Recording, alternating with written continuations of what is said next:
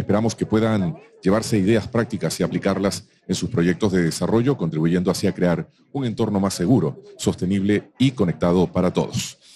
El próximo panel vamos a invitarlos en un momento, va a conversar sobre la voz de los empresarios y los emprendedores, las conclusiones finales, y agradecerles, por supuesto,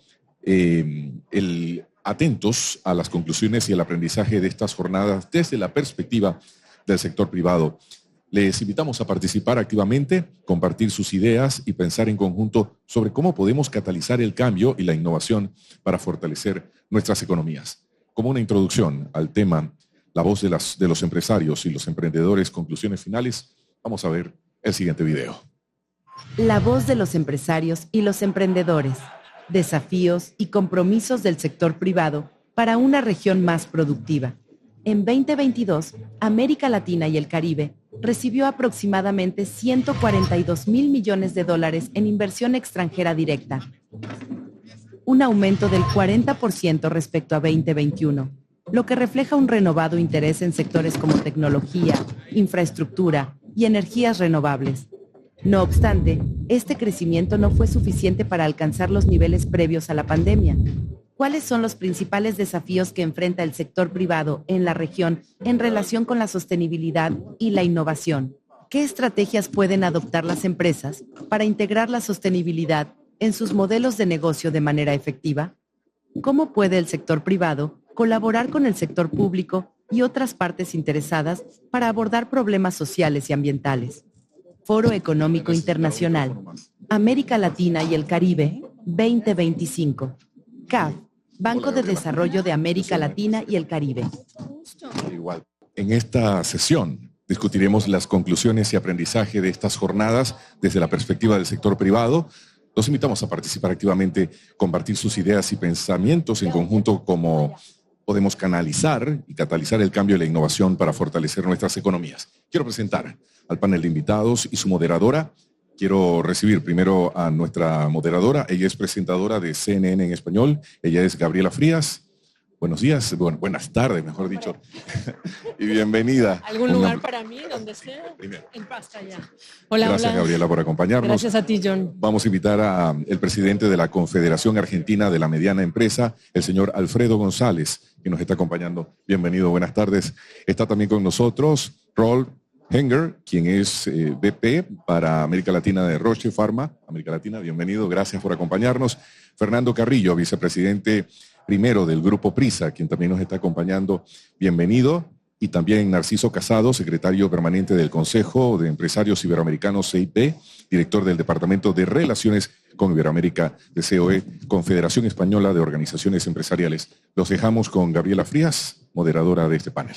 Muchísimas gracias, John. ¿Cómo están? Buenas tardes. ¿Cómo están? ¿Ya cansados? Sí, bien, bien. Sí, hay que tener energía en este último tramo ya de la sesión, es importantísimo. ¿Cómo les ha ido en estas horas de este evento? ¿Bien? ¿Sí? A ver, un aplauso o algo para que vea que están vivos. Excelente. Gracias por estar con nosotros, gracias por su tiempo. Creo que la expectativa es que en esta sesión hablemos de ustedes, de los que crean valor, de los que crean empleos, de los que no importa si se anuncian aranceles, no importa si unos se pelean o no con los nombres del Golfo de México o de América, ustedes tienen que seguir adelante y tienen que avanzar creando empleos, etcétera. Les voy a pedir un poquito que describan quiénes son en términos de sus organizaciones, porque no creo que todo el mundo sepa, y después vamos a comenzar con las preguntas. Alfredo, presidente de la Confederación Argentina de la Mediana Empresa. Algunos dicen Argentina y piensan en Messi, otros hoy claramente piensan en Javier Milei. Entonces, hablemos de quiénes son ustedes como organización y luego entramos a lo demás. Bueno, buenas tardes a todos, un gusto. La Confederación Argentina de la Mediana Empresa es una entidad federal y territorial en la República Argentina. Estamos presentes en los 24 distritos federales de la Argentina. Representamos a 1.490 entidades. Esto hace un conglomerado de una cantidad de más de 400.000 empresas. Esto representa también el 70% de la mano de obra privada registrada en la Argentina. El 70%. Es una entidad muy fuerte, multisectorial. Representamos a las economías regionales, a las industrias pymes y al comercio y servicio, así que es una entidad que cubre todo el abanico de la economía real dentro de la República Argentina. Gracias. Narciso, me voy al otro extremo, también secretario permanente del Consejo de Empresarios Iberoamericanos, entre uno de muchos sombreros que tienes, de muchos cargos. Bienvenido. Efectivamente, buenas tardes. Sí, es uno de mis funciones, yo creo que la más apasionante. 25 organizaciones empresariales privadas de Iberoamérica que nacen hace muchísimo tiempo, que ya se reunían sus presidentes antes de las cumbres iberoamericanas y que trabajamos por las empresas, por los empresarios y empresarias y por el crecimiento y el empleo. Fundamentalmente ese es nuestro objetivo. Tenemos un segundo objetivo que es dar seguimiento y trabajo y impulso a las cumbres iberoamericanas de jefes de Estado y de Gobierno mediante los encuentros empresariales, que para nosotros es la mejor herramienta de integración regional que existe, que ya podían existir otras. Gracias. Es un poco el trabajo que desarrollo. Perfecto. Mientras resuelven, a ti te voy a dejar un momentito, Rolf, porque tu tema es crítico, pero bueno, Fernando, ahora te saludo aquí, qué gusto y platiquemos. Muchas gracias, Gaby. Yo soy Fernando Carrillo, soy una vez rara aquí porque comencé mi carrera profesional en la sociedad civil, promoviendo un proceso de reforma constitucional en Colombia, después entré al sector público, después estuve en los organismos internacionales durante 15 años, regresé al sector público y hoy ya como no digamos que en la recta final porque todavía no lo estoy, estoy en el sector privado viendo cómo trabajar por lo público. Exactamente. Bienvenido y es un gusto tenerte aquí. No menos importante, y lo guardé porque es el secreto mejor guardado a estas horas de la cumbre, Holfenger, como Area Head para Pharma en América Latina de Roche, Salud, Medicina. Primero háblanos de la empresa y luego te hago la pregunta. Bueno, nosotros somos uno de los mayores laboratorios de investigación en el mundo. Somos suizos, pero ya más que 85 años aquí representados con las primeras oficinas en América Latina y es un gran gusto de estar aquí y poder hablar también porque salud también es parte del crecimiento de la economía. Y esa es la clave, porque la pregunta era cómo revitalizamos, cómo potenciamos nuestro crecimiento económico en la región. ¿Y qué creen? El tema de salud, prevención, antes que otra cosa, no se habló lo suficiente, piensas tú. No, honestamente no, porque cuando yo pienso que en salud muchas veces está visto como un gasto, pero hay estudios que son muy claros. Es decir, el McKinsey Global Institute o el Banco Mundial dicen que una inversión de $1 en salud puede darte 3 a 4 dólares en América Latina de retorno. Entonces, eso es una cosa que también puede ayudar al crecimiento de las economías en América Latina. Y creo que eso es importante. ¿Y por qué es tan importante? Es que si pensamos comparado con el resto del mundo, ¿cómo estamos en la inversión en salud? La OMS recomienda 6% de inversión en salud pública del PIB. Bueno, en América Latina hay pocos países que cumplen eso, está más o menos en 4.5%, que es la mitad más o menos del OCDE, de los países del OCDE. Y obviamente eso genera los impactos que yo creo que tienen que ser considerados cuando hablamos del tema de productividad en una sociedad. Y la salud también puede aportar en ese sentido. Y no se incluyó, y eso, bueno, ustedes, empresarios, sector privado, es un tema que no se incluyó tanto como quisiera el sector dentro de lo que toca América Latina cuando estás hablando de mejorar la productividad. ¿Alguien quiere decirme algo en relación con ello? Nadie. Adelante. Yo diría que es uno de nuestros caballos de batalla y está en la negociación colectiva, en la negociación con los sindicatos, en el diálogo social. Evidentemente es uno de los temas que nos interesa muchísimo, tanto en España como en el resto de organizaciones que pertenecen al Consejo de Empresarios Iberoamericanos. A mí me parece un punto fundamental en el que se está trabajando y esperemos que se avance mucho en el futuro. Adelante. No, simplemente Gaby, yo quería mencionar cómo todos estos propósitos económicos responden a la definición de una gran agenda. Ayer estuvimos con Gaby en una sesión cerrada sobre medios de comunicación y desinformación, que es el campo donde yo trabajo en este momento. Obviamente se trataron temas de mucha sensibilidad política. No los voy a traer todos acá, Gaby, pero algo tengo que decir al respecto. Y me parece que buena parte de la fractura del diálogo que hay en América Latina entre los jefes de Estado puede ser reparada, puede ser curada y cicatrizada por los empresarios privados, la labor que ha hecho Narciso, por ejemplo, en la Confederación de Empresarios Españoles, y la labor que se hace dentro del sector privado en la búsqueda del interés público, legitimando el interés privado, es crucial para curar esas heridas. Yo creo que la integración política que no van a hacer los políticos, Gaby, y este evento es una muy buena muestra de eso, la pueden hacer los dirigentes del sector privado, pensando en el interés público y pensando en los intereses sociales. Y el interés público, por ejemplo, toca la salud. Adelante, Narciso. No, lo comentaba ayer Rebeca Greenspan, lo oíamos, lo de que la solución va a venir del sector privado. Pero siempre ha llegado del sector privado. Nosotros tenemos una frase todavía más rotunda, la dice el presidente de COE, Antonio Garamendi, la solución son las empresas, no el problema. O sea, clarísimamente. No te oyes. Sí, A ver. Ahí está. Las relaciones principalmente entre lo privado y lo público que se vaya generando es importante para poder crecer y para poder tener un desarrollo real. Ayer lo decía el presidente de la CAF, sin desarrollo, sin seguridad no hay desarrollo y sin desarrollo no hay seguridad. Yo le agregaría el crecimiento, ¿no? Todo crecimiento sin desarrollo, principalmente en América Latina y en mi país, es imposible porque crecer se puede, pero si no se desarrolla vamos a estar siempre con esos números negativos en toda la región donde es muy imposible poder superar el crecimiento mismo que está hoy pronosticado para este 2025 en otras regiones del mundo. Recientemente la FIFARMA, conjunto con el Instituto WIFOR de Alemania, ha hecho un estudio, WIFOR, de eso, FIFARMA y WIFOR. ¿Quién quiere hablar? Y lo importante de eso es que si pensamos que el impacto de enfermedades que son previsibles, sí, que si trabajamos en esto podría ser más o menos 4% del PIB. Si pensamos que en este momento tenemos un crecimiento de más o menos de 2%, bueno, si solamente empezamos a adelgazar eso y podemos ganar 1% de PIB de crecimiento, yo creo que vale la pena de pensar en invertir y hacer algo, sobre todo en la prevención, detección temprana y tratamiento temprano. Ahora, antes de pasar a una pregunta que ya tengo, a ver, Rolf, mucha gente piensa que lo que se requieren son más recursos y se mira al presupuesto y hay que poner más dinero, pero ¿cómo apalancamos la tecnología? ¿Cómo logramos la eficiencia? ¿Cómo mejoramos también esa dinámica? Datos de la gente, de los ciudadanos, etcétera. Bueno, obviamente es parte de la inversión que se debería hacer.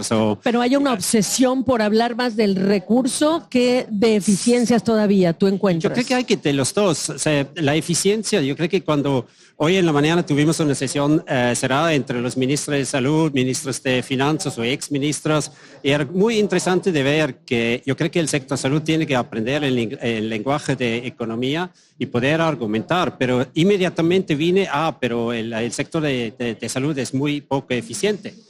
Y ahí hay que demostrar que usando tecnología, haciendo telesalud, usando la tecnología de inteligencia artificial para tratar de analizar la data y todo eso, hay muchas cosas que puede hacer para que los sistemas de salud son más efectivos y con eso mejor retorno con el dinero que invertimos.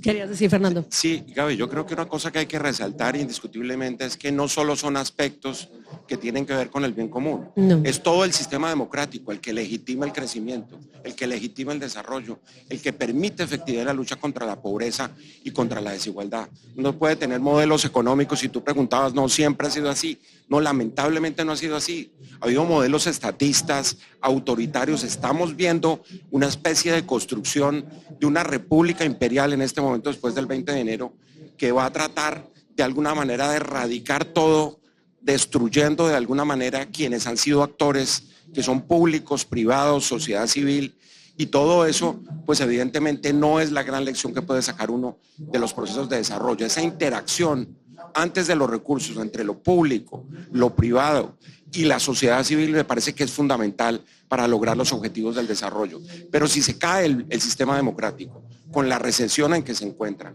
con la crisis de diálogo, con conversaciones que están totalmente fracturadas entre los líderes políticos, de nuevo puede ser la iniciativa privada la que lleve aquí la voz cantante en adelante para lograr los procesos de desarrollo y de crecimiento. Narciso. Dos acotaciones a lo que comentaba Súbete Fernando. Un poco el micrófono. Dos acotaciones a lo que comentaba Fernando. La primera, diálogo público-privado coordinación público-privado y acción pública-privada. Se habló ayer de esto también, me parece que es fundamental, y de lo que comentaba Rolf sobre el tema de salud, absentismo laboral, el principal problema que tenemos ahora mismo las empresas, las organizaciones empresariales en el tema de productividad. Absentismo laboral que hay que solucionar y que está también en la mesa de negociación bipartita en España con los sindicatos y que está evidentemente en el diálogo y en el discurso de todos los empresarios de todas las organizaciones. Y vivimos en una América Latina en la que el rol de las empresas tiene su prestigio y su desprestigio en función también de las propias autoridades.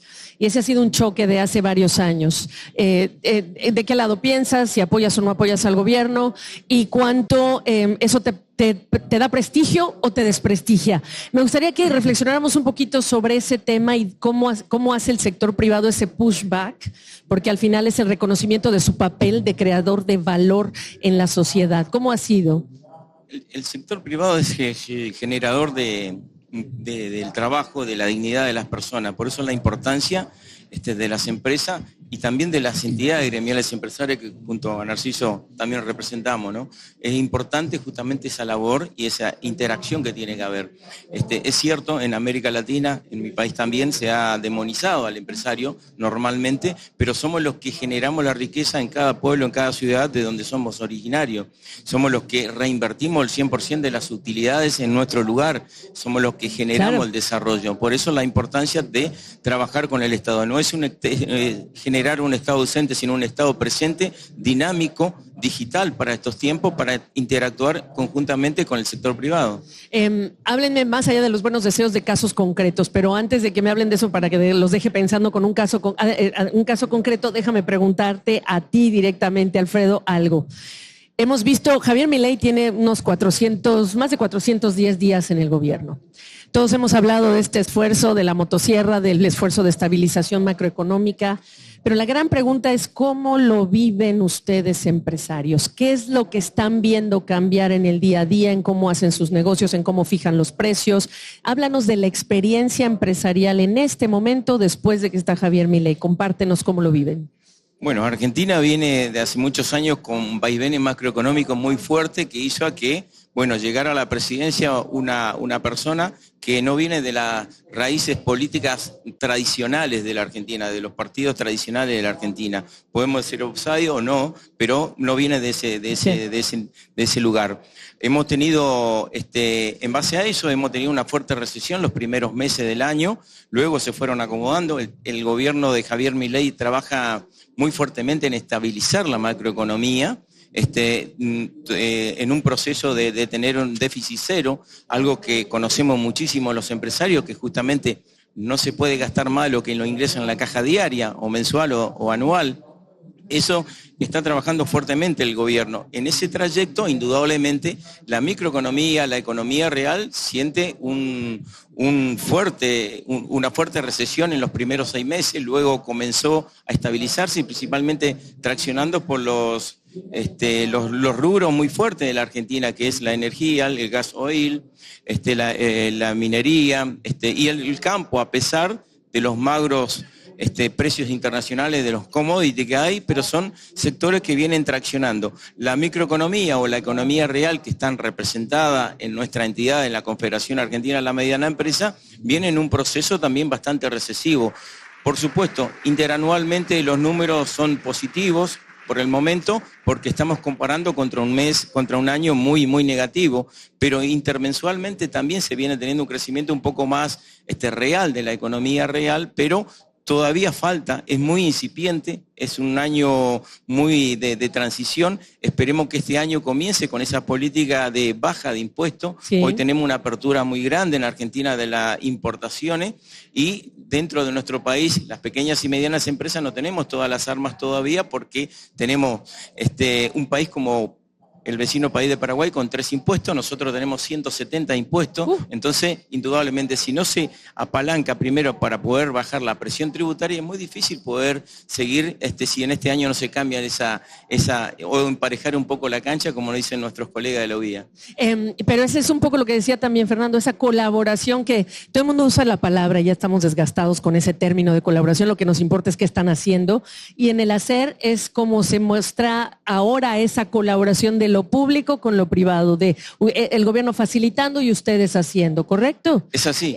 ¿No te sentías como pez fuera del agua? ¿En otros años te sientes aliviado? ¿Cuál es el sentir? A ver, los funcionarios con quienes interactuamos dentro del gobierno Javier Milei básicamente son colegas porque la mayoría son empresarios o vienen del sector privado, por lo que el diálogo es bastante continuo y muy proactivo. Pero por supuesto estamos regidos por una macroeconomía que todavía no es totalmente estable, por lo que el sistema productivo de la economía real todavía es muy incipiente. Hay buen diálogo, hay trabajo en conjunto, la labor de las entidades gremiales empresarias es muy fuerte y muy positivo en este caso, para poder traccionar y para poder canalizar todo este tipo de acciones, pero indudablemente esa recesión todavía se siente, el nivel de empleo está bajando porque principalmente las grandes empresas están despidiendo gente, no es el caso de la micro y pequeña mediana empresa que sostienen a su plantel de distinta manera para poder seguir, pero bueno, vuelvo a repetir, es un año de transición donde tuvieron que tomar indudablemente para poder tener ese déficit cero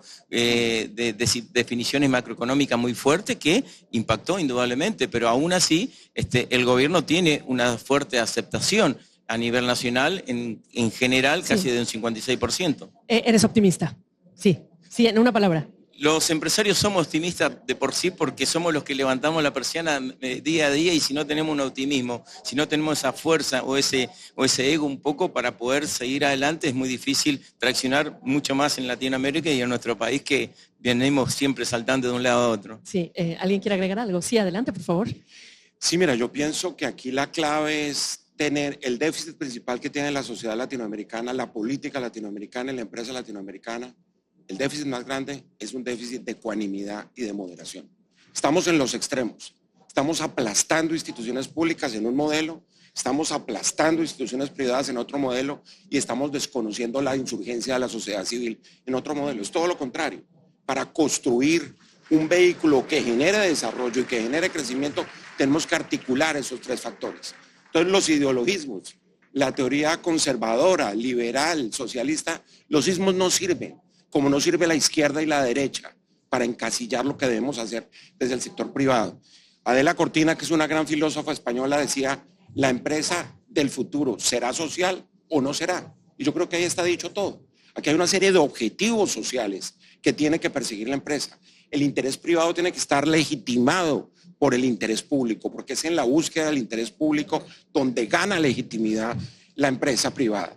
Todos sabemos que la mejor política social es la creación de empleo, eso es indiscutible, pero esa creación de empleo o ese crecimiento, como se ha repetido aquí muchas veces, tiene que ser inclusivo, y para eso necesitamos de alguna manera al Estado. No es que aplastando al Estado vamos a lograr todos los objetivos del crecimiento y del desarrollo, y se aplasta además aplastando a las instituciones de la democracia, donde no hay contrapesos, ni en las instituciones políticas, ni en las económicas, ni en la sociedad civil. Estamos hablando de acercándonos a modelos autoritarios que son precisamente los extremos en los cuales está basculando América Latina en este momento. Cuando lo que hay que defender es una democracia social que cree en la libertad de empresa, que cree en los objetivos sociales de la iniciativa privada y que va a permitir que las sociedades salgan adelante. A ver, levante la mano si viven ustedes en un país que consideran ustedes tiene al Poder Ejecutivo enfrentándose con el sector privado. Ok, son pocos, yo pensé que serían más, pero ¿cómo rompemos ese ciclo? ¿Cómo rompemos? ¿Quién lo rompe?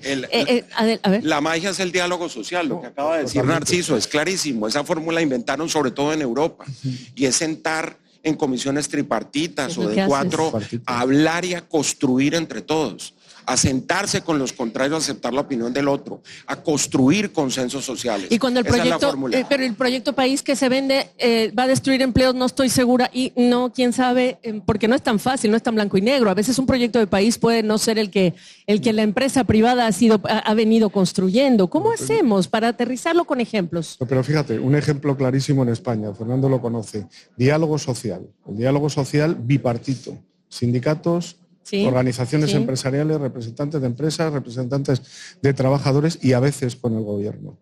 ¿Dónde hemos llegado? A la paz social. Eso es un objetivo fundamental de cualquier país. Cuando peor hemos estado en momentos de crisis, en momentos de catástrofes, no ha habido huelgas, no ha habido grandes manifestaciones. Lo hemos lavado en casa internamente.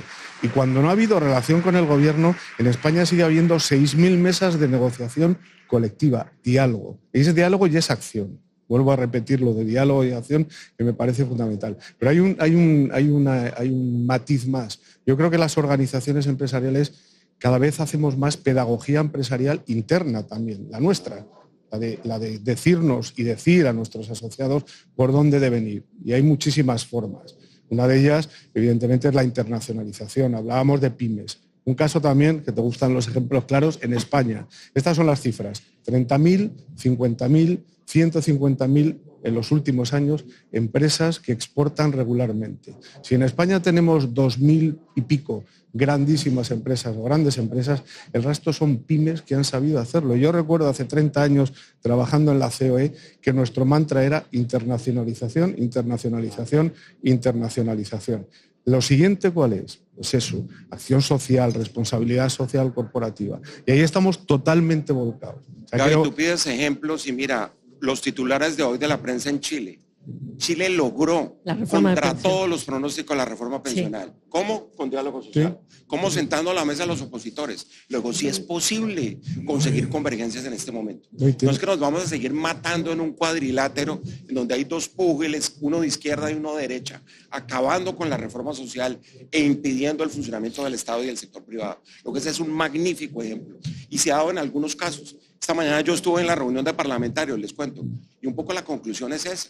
O sea, ¿qué sentido tiene seguir en esta lucha basada en el insulto, en la amenaza, en la descalificación, cuando tenemos que buscar propósitos comunes para llegar a puntos de convergencia, sobre todo en las reformas sociales, que es lo que exigen la mayoría de los ciudadanos de América Latina? Y sobre todo en América Latina. Pero antes de quería hablar primero y después tú. Adelante. Dale. Yo creo que como empresarios o como empresas tenemos una responsabilidad de realmente adresar todos los gobiernos como son.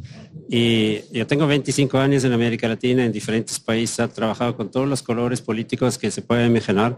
Y una de las cosas es cuando tú te acercas con honestidad, claridad y quieres algo construir conjunto, se puede.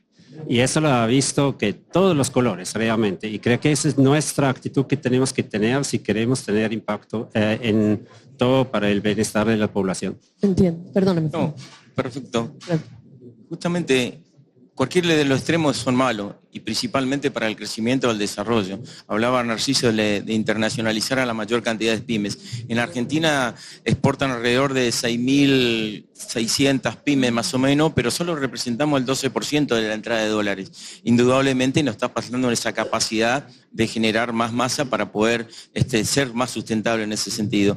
Y más allá de los diálogos que se está hablando, también justamente nosotros vivimos en este momento en un país donde la agresión es como algo común, digamos, la agresión pública un poco algo común, y debemos volver fuertemente al diálogo. Nosotros desde las entidades gremiales empresarias abocamos en eso, conjuntamente con el sindicalismo también, con el cual CAME es una entidad paritaria. No todos los países tienen un sistema paritario donde se sientan la parte empresarial y la parte del sindicato a consensuar cuánto va a ser el salario del trabajador según los sectores. Nosotros tenemos 4 paritarias de la más grande de la Argentina, donde tenemos un diálogo continuo. Falta la unificación de ese diálogo para tener un consenso, para poder avanzar hacia un futuro inmediato que se necesita en la Argentina.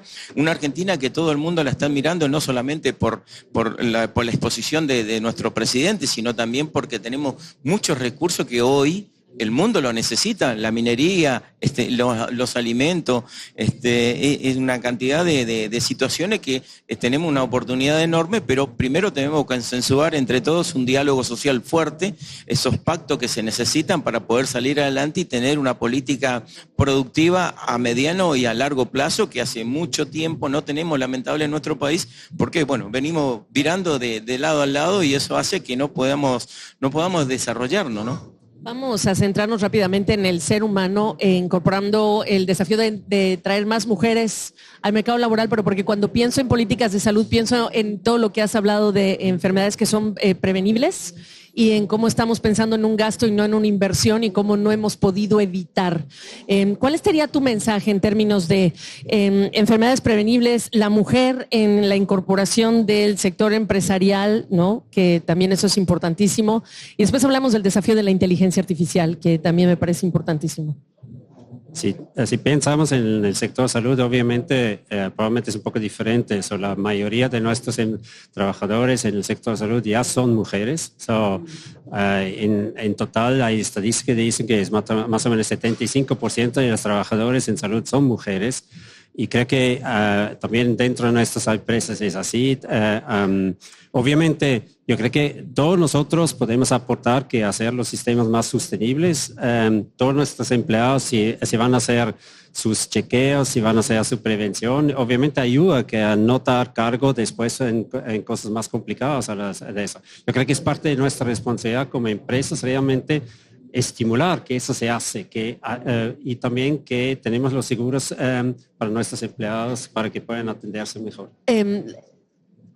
Dame el dato de cómo no podemos romper estos círculos de pobreza y desigualdad cuando no invertimos o no enfocamos correctamente los esfuerzos de previsión de salud, por ejemplo. Bueno, yo creo que un buen ejemplo es que hoy, si tú detectas un cáncer de mama, por ejemplo, en fases tempranas lo puedes curar. Si no, probablemente no. Hay datos extremos, que decir, en América Latina un dato curioso es que de 100 mujeres que se mueren de cáncer de mama, producimos 40 huérfanos. De 100 mujeres que mueren de cáncer de mama, producimos 40 huérfanos. Es un poco la estadística para entender en el caso de la mujer, ¿no? Sí.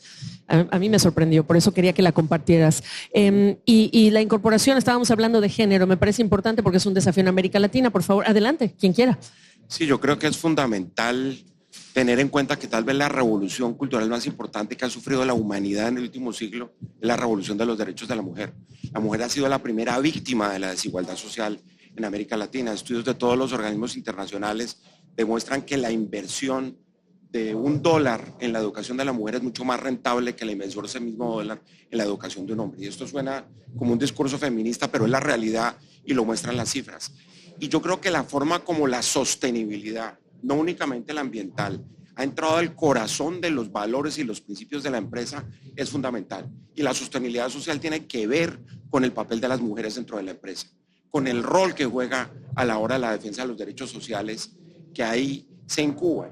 Y por eso hablar de sostenibilidad social, de hablar de sostenibilidad ambiental, de hablar incluso ahora de sostenibilidad digital y democrática, supone hacer ese reconocimiento que, como ustedes saben, en términos del reconocimiento de los derechos políticos de las mujeres, es increíble. Yo he sido profesor de Derecho Constitucional y cuando uno le cuenta a las mujeres de un curso de Constitucional, que en el caso de Colombia, de la mayoría de los países latinoamericanos, solo hace 60 años comenzaron a votar las mujeres, a participar en los procesos políticos.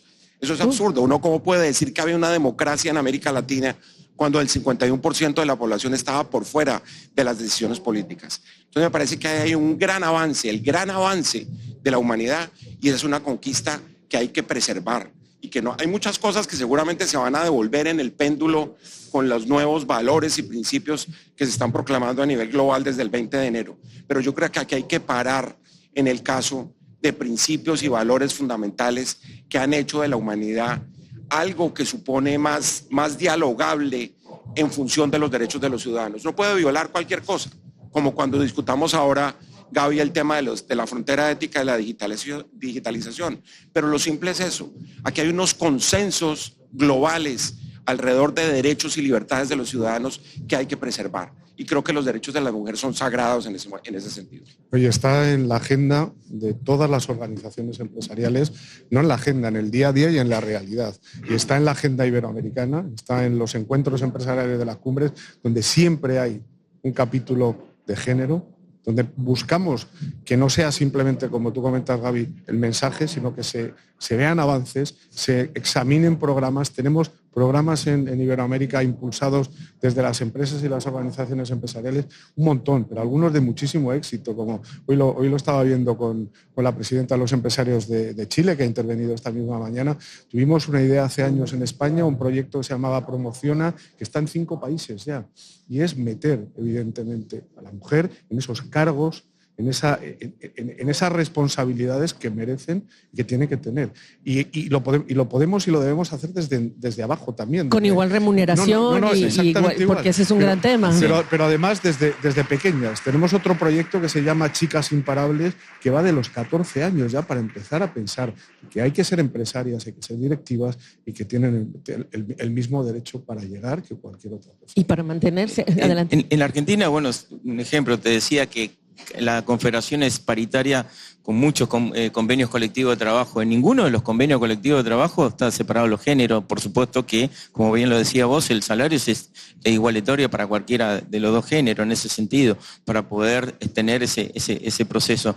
Con respecto a la sustentabilidad también, la Confederación tiene un sello de triple impacto que venimos trabajando hace 5 años con muchas empresas ya, justamente para poder entrar con nuestros productos a Europa, donde también tiene, bueno, sustentabilidad ambiental, sustentabilidad financiera y, por supuesto, la más importante para nosotros, la social, que justamente ahí están los derechos, no solamente de las mujeres, sino de los niños para aquellos productos que salgan para ser exportados. Gracias, Rolf.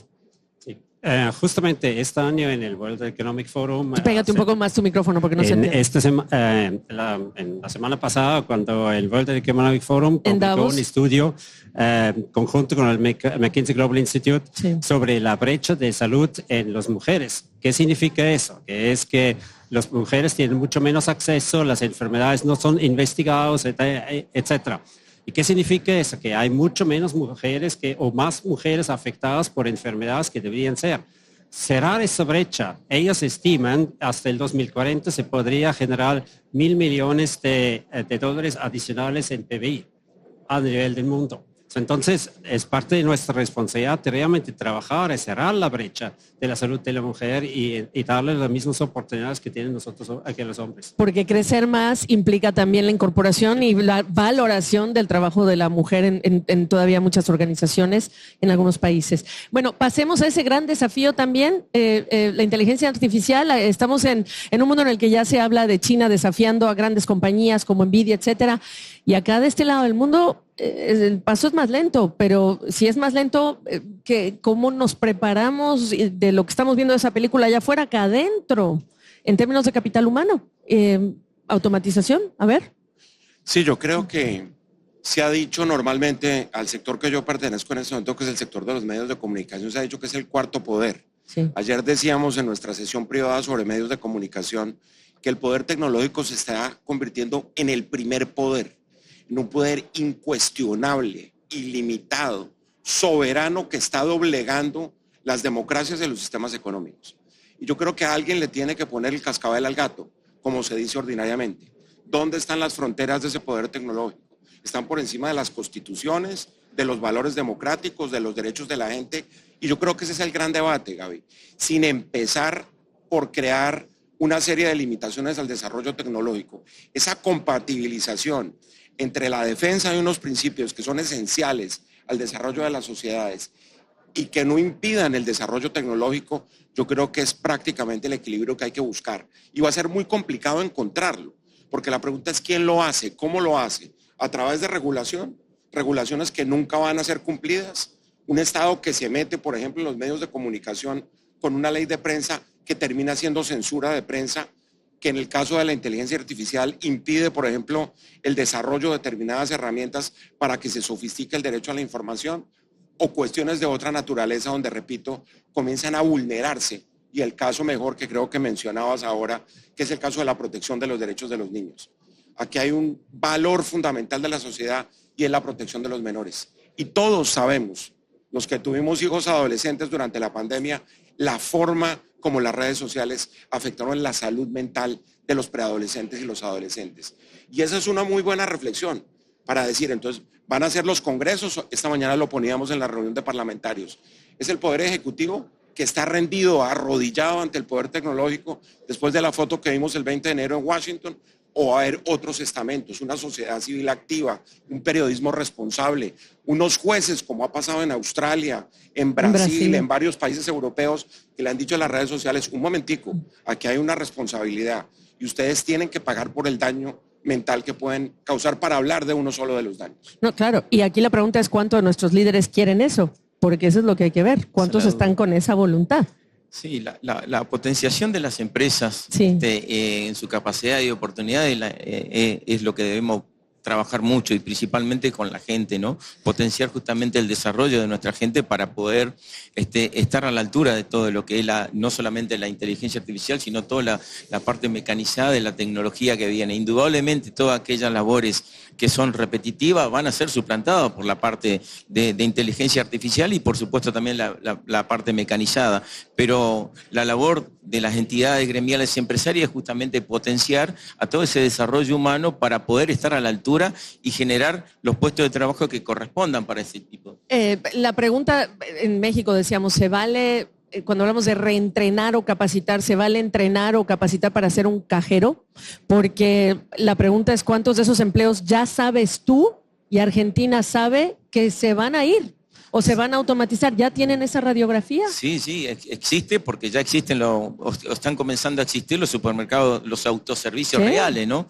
Eso indudablemente, por eso te decía, todas aquellas labores que son repetitivas, indudablemente son las primeras que van a ser sustituidas, por lo que a esas personas tenemos que capacitar para otro tipo de actividad con un mejor desarrollo para poder trabajar en nuestras pequeñas y medianas empresas, que somos la generadora en todo el mundo y principalmente en América Latina. Se tracciona a través de la micro, pequeña y mediana empresa. Las grandes empresas no son la gran mayoría, ni son las grandes generadoras de trabajo genuino, y son, como pasa en nuestro país, las primeras que levantan el pie para justamente irse a otro lugar cuando la situación macroeconómica no es la conveniente. En cambio, totalmente distinta es la situación de las pequeñas y medianas empresas que nos arraigamos más en situaciones de crisis. Pero ¿cuántos empleos están en riesgo por ese tipo? Muchísimos. No tienes un dato. Muchísimo, no hay un detalle porque esto va avanzando continuamente, es indudable, pero la labor es contrarreloj con relación a esto en la capacitación. Gracias. Narciso me pidió la palabra y después tú, Rolf. Muy brevemente, yo vuelvo a apostar por la formación. Vuelvo a apostar por la formación dentro de la empresa y vuelvo a apostar también por lo que es la acción entre el mundo académico, entre la academia, el vínculo, pero el vínculo real. Esta mañana que charlábamos de otras cosas te comentaba cosas tan sencillas, y vuelvo a Iberoamérica, vuelvo a nuestra región. Este año en la Cumbre Iberoamericana en Cuenca decidimos que había que conectar a la parte académica con el encuentro empresarial. Y dijimos, yo lo comentaba, te decía, si yo en mis momentos de prácticas después de mi carrera universitaria me hubieran permitido estar 3 días en una cumbre iberoamericana participando de los debates, de los diálogos, en el conversatorio con los jefes de Estado, pues yo me habría vuelto loco. Habría sido una experiencia tremenda. Apliquemos esto. Hagamos de verdad un puente con las universidades, que está funcionando. Lo que hicimos en Cuenca fue invitar a universidades a que estuvieran dentro del encuentro empresarial. Que vieran lo que es ser empresario, que vean lo que es pelear, discutir, negociar con los gobiernos a nivel regional, además. O sea, a mí me parece que eso es fundamental y aplica a casi todos de los problemas y diagnósticos y algunas de las soluciones que tenemos en esto que nos emplea hoy. En nuestro sector probablemente es diferente. Yo veo menos que la tecnología reemplaza al ser humano. Más bien, las brechas que existen son prácticamente ayudadas por la tecnología. Pensamos en varias cosas. ¿Cuántos médicos o cuántos especialistas existen en un país? Y nunca hay suficiente para cubrir a toda la población. La telemedicina hoy funciona que ayudar que para llegar al último rincón. Y hay ejemplos que, por ejemplo, una enfermera puede tener una atención guiada por un médico que está sentada en la capital y eso funciona. O AI es mejor en leer las imágenes de unas pruebas que el ser humano. Y el ser humano solamente ve las cosas donde hay dudas. Yo creo que hay mucha tecnología que puede ayudar a hacer los sistemas más eficientes y hacer una mejor atención y cubrir las brechas y hacer los sistemas más eficientes. Bueno, en el tiempo que me queda, les pido que me digan y que sean concretos, que no parezca una tarjeta Hallmark, si son optimistas o pesimistas en el corto plazo. Yo sé que hablamos corto, mediano, largo plazo, pero en este momento, ante la incertidumbre externa, ante las circunstancias en las que operan como empresarios en los países en los que ustedes operan, en las sociedades polarizadas, con estos desafíos de los que tú estabas hablando en relación con las instituciones, etcétera. Díganme si son optimistas, pesimistas y qué mensaje le dejarían al público que ha estado aquí con nosotros acompañándonos en este segundo día, en este ocaso de esta magnífica conferencia que esperamos que se repita y que tengamos oportunidad de convivir juntos en el futuro. ¿Quién quiere empezar? Adelante. Gaby, yo creo que la redefinición de la relación entre la empresa privada, el sector público y la política, ojo que voy a hablar de la política con P mayúscula es fundamental. ¿Por qué? Porque la relación tradicional ha sido ¿qué hace la empresa privada frente a la política? ¿Y cuál ha sido la deriva? Financiar la política, que ha sido la fuente de los mayores escándalos de la política en todos nuestros países, porque no hay reglas de juego, porque no hay transparencia, porque no se sabe quién financió a quién, y resulta que a raíz, eso Narciso lo sabe perfectamente, a raíz de toda la irrupción de este autoritarismo de partidos neonazis en Alemania, por ejemplo, la empresa alemana se preguntó qué vamos a hacer de cara a las próximas elecciones. Y decidieron no apoyar los partidos políticos, decidieron apoyar desde el corazón de la empresa los principios y los valores de la democracia, sin meterse en una juerga, en una pelea partidista que descalifica de entrada el interés público que debe perseguir el interés privado. Yo concluiría diciendo que por eso hay optimismo, porque creo que hay como un renacer en términos de la defensa de los valores y principios democráticos, que obviamente la afirmación del presidente Milei de que la justicia social es una aberración, pues no cabe dentro de ese esquema, porque estamos hablando del continente más desigual del mundo. Y concluiría solo con una frase, Gaby, y es que la empresa privada hoy más que nunca es uno de los principales activos que tiene la democracia porque crea capital democrático, porque crea sostenibilidad social y creo que eso deja una gran señal de optimismo hacia el futuro. Gracias, Fernando. Perdón, Narciso. Y fundamentalmente, totalmente de acuerdo con Fernando, fundamentalmente porque yo creo que hemos cambiado también, nos hemos vuelto muchísimo más proactivos, menos reactivos, y va también en el mensaje que decía Fernando. O sea, proactivos. Nosotros llegamos a las cumbres iberoamericanas ahora y tenemos un compromiso que es actuación, ¿no? Antes hacíamos un manifiesto, que era muy bonito, les decíamos a los jefes de Estado, pasa esto, pasa esto, pasa esto, y como pasa esto no podemos hacer nada, o podemos hacer poco. Le hemos dado la vuelta, y ahora decimos, pasa todo esto, pero nosotros nos comprometemos, si ustedes nos lo permiten y nos apoyan, y ayer se hablaba de esto también, Estado que no obstaculice. Me gustó muchísimo esa frase. Pero nosotros estamos comprometidos y vamos más allá. Y por eso también soy optimista. Yo creo que las organizaciones empresariales llevamos mucho tiempo dando pasos adelante, pero ahora sí es un compromiso porque también hay una situación general, y estoy de acuerdo, que asusta. Sí. O que preocupa, por lo menos. Sí, Desde luego que preocupa, seguro. Sí. Y ahí sí que creo que va a haber, y lo está viendo, una reacción. Vuelvo a decir lo mismo, que la empresa es la solución y que sin empresas esto no va a ningún lado. Muchas gracias, Narciso. Rolf. Sí, bueno, también muy optimista porque hay una cosa que tenemos que ser optimistas. En nuestra industria, en nuestro mercado, siempre decimos que más que 50% de los pacientes que necesitan lo que tenemos no lo reciben de América Latina. Entonces es nuestra obligación de pensar cómo resolvemos eso, cómo hacemos el cambio para que también esos pacientes, esa parte de la población tiene una oportunidad. Y esa es nuestra obligación de trabajar con quien sea en el gobierno, tratar de hacerlo. Y eso nos hace muy optimistas porque hemos visto que sí es posible. Y optimistas porque seguramente el próximo año va a haber un panel lleno de temas de salud contigo presente. Espero que sí. Exacto. Sí. Adelante. El optimismo es parte del gen del empresario, sí. Y principalmente del empresario que puedo hablar, del empresario pymes argentino. Digamos, vivimos muchas dificultades, muchas ciclotímicas de macroeconomía y hemos pasado una pandemia, hemos sobrevivido a una crisis sanitaria internacional. Nosotros creemos que debemos ser ahí, creemos fuertemente que las entidades gremiales y empresarias van a tener, la tuvieron siempre, pero aún en este tiempo van a tener un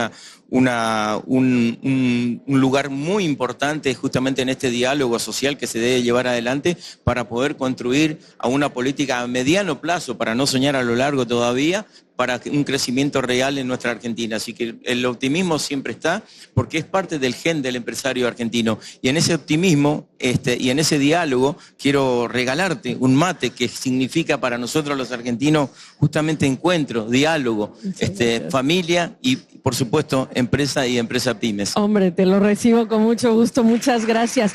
Y yo creo que quisiera, muchas gracias, muchas gracias. Yo quiero simplemente cerrar este conversatorio con una palabra que pienso siempre en Argentina, en todos los años como periodista que he tocado el tema macroeconómico con el asunto argentino, y es la recuperación de la confianza y previsibilidad. Y yo creo que en el asunto de la confianza no es un tema solo argentino, es un tema latinoamericano, y yo creo que nosotros como ciudadanos de esta región tenemos que afianzar esa confianza y necesitamos eso público-privado, esa dinámica que funcione mucho mejor para afianzar esa confianza y realmente apostar como ciudadanos y como empresarios en nuestros países. Me dejé agregar algo, felicitar a la CAF porque creo que es la primera vez que invita a empresarios a poder estar en un panel y poder desarrollarnos y poder expresarnos libremente en todos estos 2 días que hemos participado. Es increíble el evento, es increíble la cantidad de paneles y la sapiencia que llevamos con todo esto, porque esto nos nutre muchísimo, tal cual lo pasó en el encuentro iberoamericano en Cuenca también con Narciso, que indudablemente fue muy positivo, y esa interacción que tuvimos ahí con las universidades también, indudablemente. Creo que ahí está la raíz para poder salir adelante en esta Latinoamérica que siempre vamos corriendo detrás. ¿Nadie más? Ok, quieren decir, ok. No, porque sé que te gustan las cosas muy concretas, te voy a decir algo totalmente etéreo. Es una frase que escuché, se me quedó hace mucho tiempo, es de Rebecca Greenspan, que dice: la magia de lo iberoamericano que nos hace tan diferentemente iguales. Ahí está el secreto también. Claro. Sí, decía Eduardo Galeano que había venas abiertas de América Latina. América Latina en este momento lo que tiene son unas heridas muy abiertas, y realmente quien tiene la responsabilidad de cerrar esas heridas, de cicatrizarlas, es el sector privado con el sector público. Estamos en un momento en que lamentablemente la fractura, la polarización, el extremismo de los dirigentes políticos no llega a ninguna parte. Y vuelvo a lo que decía Narciso. Cuando las cumbres de jefes de Estado, y esta es la historia de las cumbres de jefes de Estado, comenzaron a ponerle back to back, las reuniones empresariales comenzaron a tener sentido de las reuniones de jefes de Estado. Entonces, lo único bueno que ha quedado realmente es eso. Lo demás son discusiones políticas insulsas, es radicalismo, es el insulto y es el odio que lamentablemente es el estado esquizofrénico en que está la política en América Latina. Luego apostémosle al sector privado, apostémosle a la iniciativa privada como creadora de capital democrático. Pues a mí nada más me queda decirles gracias por su paciencia y por estar con nosotros esta tarde. Sé que han sido jornadas largas. Espero que sea útil también esta conversación, y buen regreso a casa a quienes están de visita. Gracias. Gracias por participar en esta sesión de conclusiones del sector privado. Los aprendizajes de hoy son valores para guiar nuestras acciones futuras. Les animamos a por supuesto, compartir estos aprendizajes fundamentales para trazar el camino hacia un futuro más próspero y resiliente. Les animamos a llevar estas ideas a sus organizaciones, aplicándolas de manera estratégica, y a continuar colaborando con el fin de generar un verdadero impacto en el progreso regional. Buenas noches y muchísimas gracias.